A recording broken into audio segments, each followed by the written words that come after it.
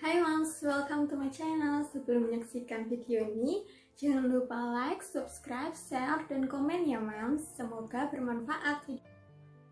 Jadi, hari ini aku mau bahas tentang tips minimalis, terutama untuk ibu hamil dan yang sedang merencanakan kehamilannya. Supaya kondisi keuangan tetap stabil di hari-hari sulit ini, maka yang harus dilakukan adalah yang pertama, bagi moms yang akan merencanakan kehamilan, sebaiknya sudah menetapkan anggaran khusus.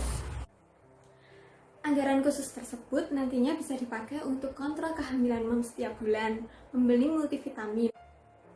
Di video sebelumnya sudah aku jelasin cara menabung sesuai dengan kebutuhan moms, semoga bisa membantu.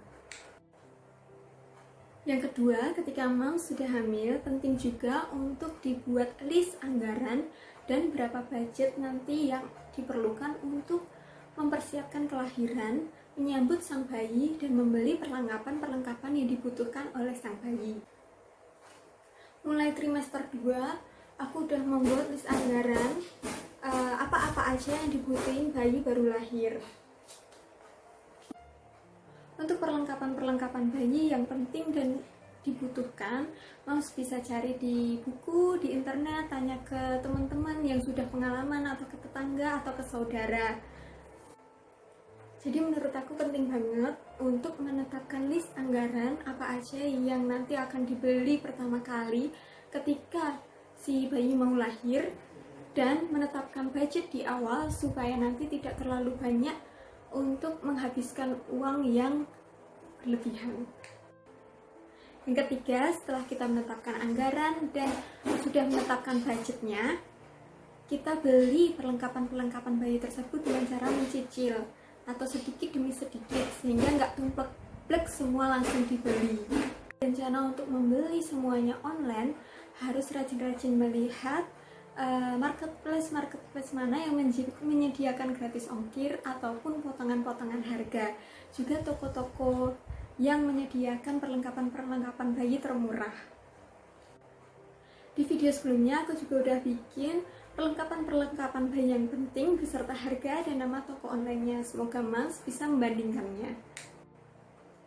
Yang keempat adalah menunda pembelian perlengkapan-perlengkapan bayi yang sekiranya kita belum tahu ataupun kita belum butuh, misal stroller maupun voucher. Itu kalau menurut aku ya moms, karena stroller maupun voucher belum tentu bayinya cocok dan belum tentu bayinya juga suka.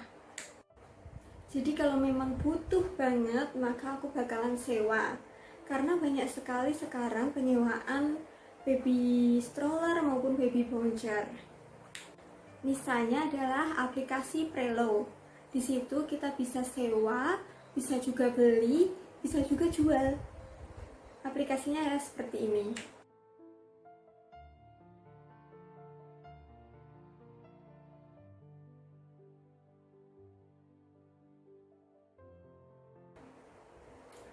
Jadi di aplikasi Prelo itu banyak juga manfaatnya. Selain kita bisa sewa, kita juga bisa jual barang-barang bekas kita di aplikasi Prelo, barang-barang yang nggak kita butuhin lagi.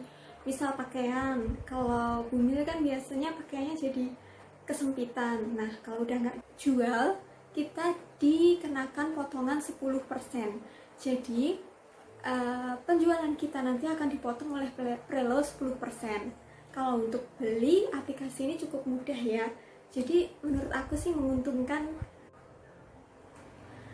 Nah, kalau untuk pembeli, manfaatnya di aplikasi Prelo ini ada rekening bersama. Jadi kalau barangnya belum diterima, maka uangnya tidak akan dikirim ke penjual terlebih dahulu.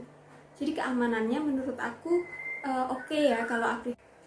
Selain Prelo, ada juga aplikasi bernama Carousel. Nah, di Carousel ini prosesnya lebih mudah dari Prelo.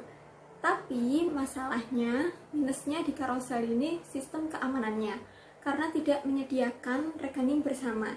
Jadi antara penjual dan pembeli langsung berhubungan sendiri.